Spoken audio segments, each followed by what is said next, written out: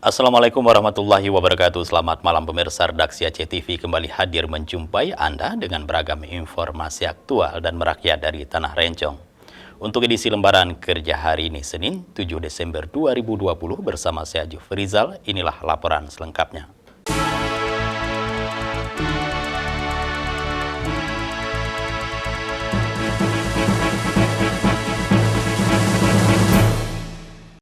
Baiklah pemirsa, sebelumnya kembali kami ingatkan Anda cegah penyebaran COVID-19 dengan selalu mengingat pesan Ibu. Pemirsa, selalu terapkan 3M dalam kehidupan kita sehari-hari, yaitu dengan memakai masker, mencuci tangan, dan menjaga jarak. Saudara, mari bersama kita putuskan penyebaran mata rantai virus corona di Indonesia, menuju Indonesia sehat, Indonesia maju. Baiklah saudara, kita awali dengan laporan perdana. Pemirsa, hujan yang tak kunjung reda telah mengakibatkan sejumlah kecamatan di pantai timur Aceh tergenang banjir.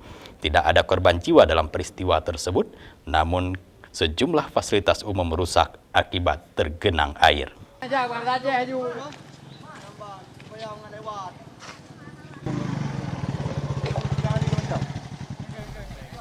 Inilah salah satu jembatan lintas kecamatan yang putus diterjang banjir pada minggu kemarin.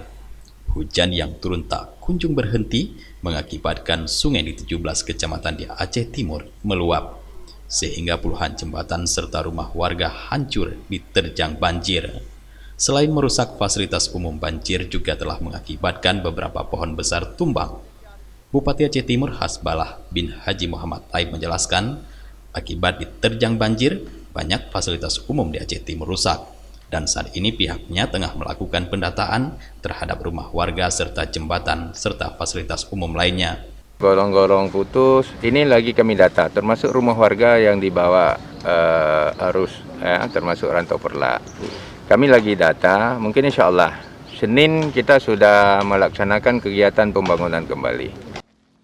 Bupati berharap agar warga tetap waspada karena dikhawatirkan akan ada banjir susulan, mengingat di daerah pegunungan di pedalaman Aceh Timur sedang turun hujan. Dari Aceh Timur, Tim Liputan Aceh TV melaporkan.